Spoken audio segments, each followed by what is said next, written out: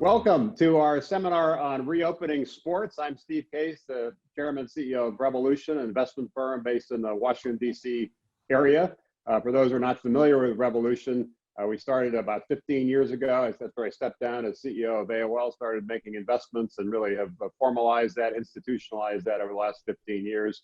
We have three different groups: early stage seed fund called Rise and Rest Seed Fund, a Revolution Ventures Fund, and then a Revolution Growth, which is a later stage investment. We made nearly $1 billion of growth investments, including in DraftKings 4 years ago. And it's a great story. I'm sure you'll get into it with Jason and Ted shortly. But when we invested in DraftKings, the company was struggling a bit, had some issues with attorney generals. Some people thought we were a little bit crazy, but we believed in Jason and his vision for building the company. And we're delighted that a month or so ago, DraftKings actually went public in a complicated three-way merger. Pretty amazing for anybody to be able to go public in these times, and particularly a sports-related company to go public, given the sports, the major leagues obviously are not even playing. But it just shows you how great an entrepreneur Jason is. Another great entrepreneur who's also turned out to be a great investor and a great friend is Ted Leonsis. We actually acquired his company after AOL went public in 1992. Our first acquisition was Ted's company. He was in Ford at the time, moved up to Washington, D.C., helped have the great success of AOL in the 1990s. And that little stock he got from us ended up being worth a good bit of money. Used some of that to buy some sports teams, and now he's one of the most respected, beloved sports owners in the country, and certainly in the DC region. So it's great to have both Jason talk about DraftKings and Ted to talk about sports more broadly and some of the other things we're doing at Revolution in sports. And to moderate this, we're delighted to have Ron Klain, who was a co-founder of Revolution 15 years ago, and has really led our efforts around policy and finance and communication and so forth, and also took a leave of absence to be the Ebola Czar for President Obama 5 or 6 years ago. So brings a lot of expertise in terms of managing diseases and has become sort of our COVID czar at Revolution. We've now hosted 5 sessions for the Revolution CEOs to help deal with this COVID crisis. Now we're focusing on sessions like this. We had our first last week on hospitality and food. Today it's obviously on reopening sports, and it sounds like there's a lot of interest in this. About 800 people have registered. I've been told 40 reporters are also online. So a lot of interest in what both Jason and Ted have to say. So I'll kick it off by turning it over to Ron Klain to lead our discussion.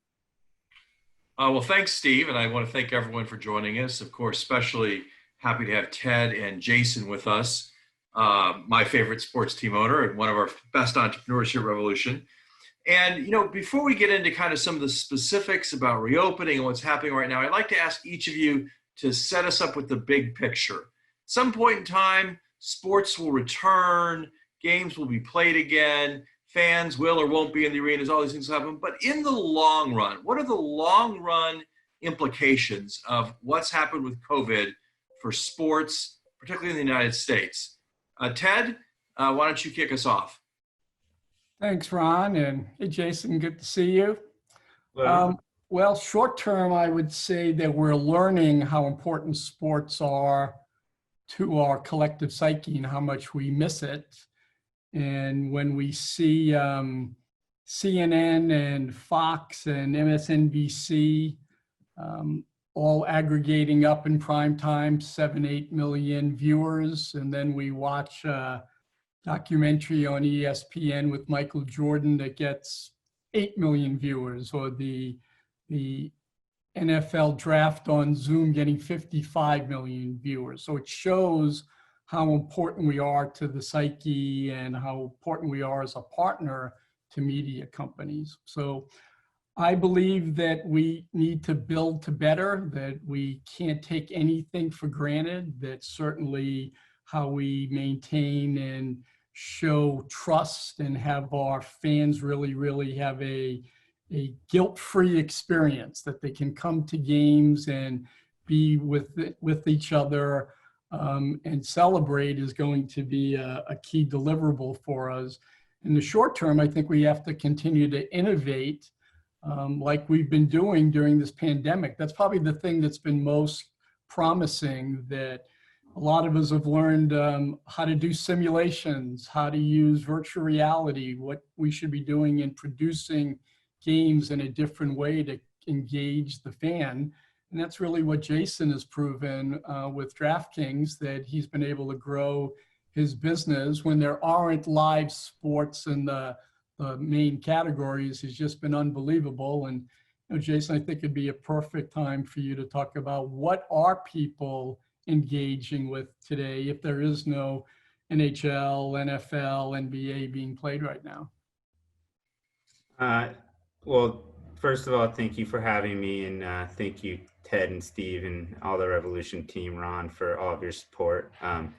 I think that, what you said is absolutely a fact. Sports are part of the psyche. It's pretty much since the beginning of humankind, there's been sport and competition. So first, I don't see COVID changing that. I think that, like many big shocks, COVID may accelerate some of the trends that were already happening. But I think that was going to come more in the form of how sports are being consumed. And I think it's basically a given just because, for many millennia, humanity has shown that we love sports, that sports are a constant. So that brings us to, well, how will it be consumed and how will that be different?